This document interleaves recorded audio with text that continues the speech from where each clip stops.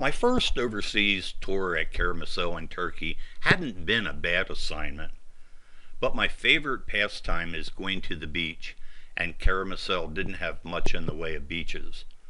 So, 2 days after I turned 21, I was looking out the window of my plane as it began its descent to Iraklion's small airport. As far as I could see, both east and west was the blue Aegean and beaches. Even during the ride from the airport to base, the sea and beaches were always in sight. After arriving on base and signing in at squadron headquarters, I dropped my duffel bag off in my assigned room and changed into civvies. The flight that I've been assigned to is working days right now. I have to wait for my new roommates to get back from work, so I'm going to explore base a little bit. Out the western end of my barracks is a parking lot and the back of the library. Standing on the stoop of the barracks, I can see that the cafeteria and BX are very close by. Base is kind of small and easy to walk around. As I have said, the BX is very close. Also not far away is the beach road near the compound. There I was overwhelmed by the view. Base is located right on the sea, and adding to the view is a small island called Dia, which is about 5 miles off the coast. Any doubt I might have had about staying in Europe for a second tour vanished. I knew I had made the right decision.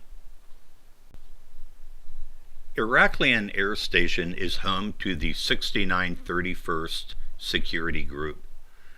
It's located about 10 miles east of the city of Iraklion. Like Karamsel, Iraklion Air Station is part of the United States Air Force Security Service. We work for the National Security Agency. That's a super secret spy agency that you never hear about. The purpose of a security service base is to monitor communications of certain target countries. These intercepted communications collectively are called traffic. Traffic comes from various sources, but mostly it's from intercepted Morse communications that are listened to and typed up by guys we call diddy-bops, or from voice recordings gathered by 203s, among other methods.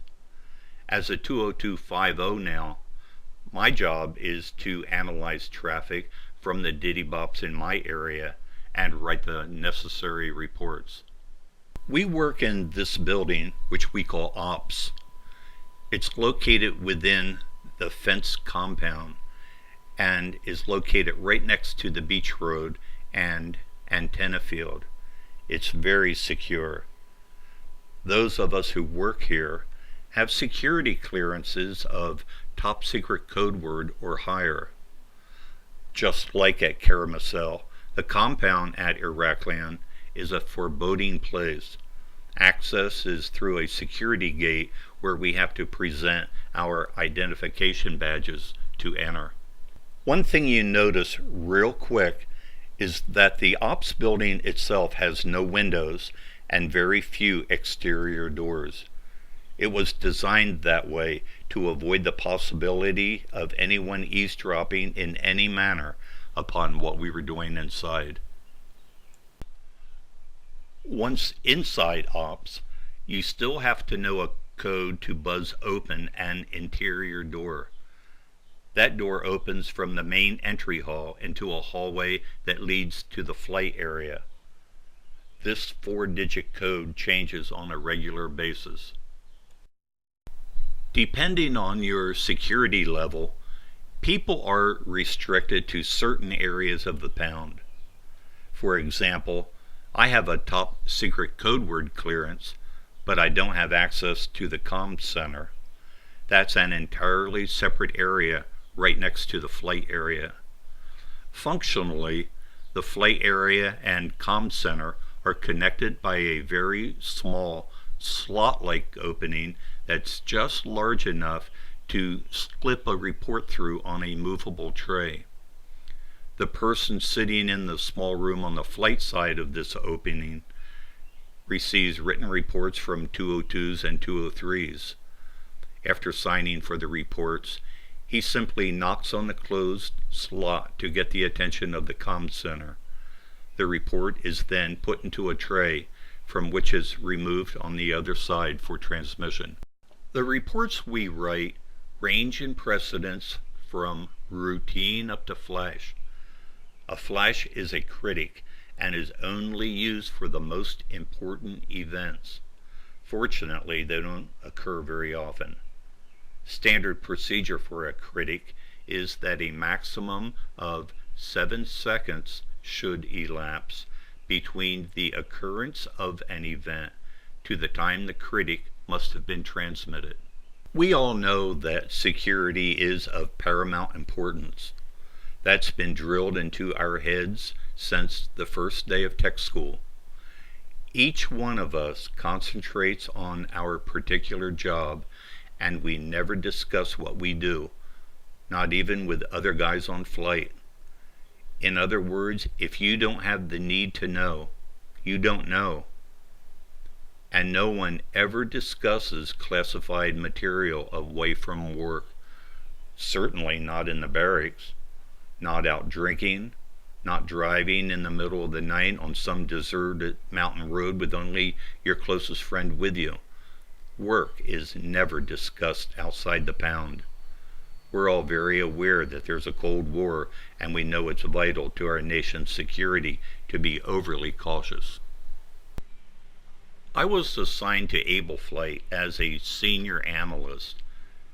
In case you don't know, the word flight simply means a group of people who work together, sort of like what a shift is in civilian life. Usually the guys on each flight live together in the same barracks. In the pound, there are 4 flights. In addition, there are a lot of day workers. On flight, traffic is intercepted and analyzed. We take care of the most immediate and critical reporting issues, while routine analysis and reporting is usually left for the day ladies. The day ladies work 5 days a week and have all weekends and holidays off. Being a day lady is a job usually sought by those who have their family with them on the island. On flight, we work rotating shifts. The schedule we have on Crete is known as 3-1, 3-1, 3-3. That is, we work 3 days, have 1 day off, work 3 swings, have 1 day off, and then work 3 midnight shifts with 3 days off. It never gets monotonous, and those 3-day breaks come around fast, and then we play.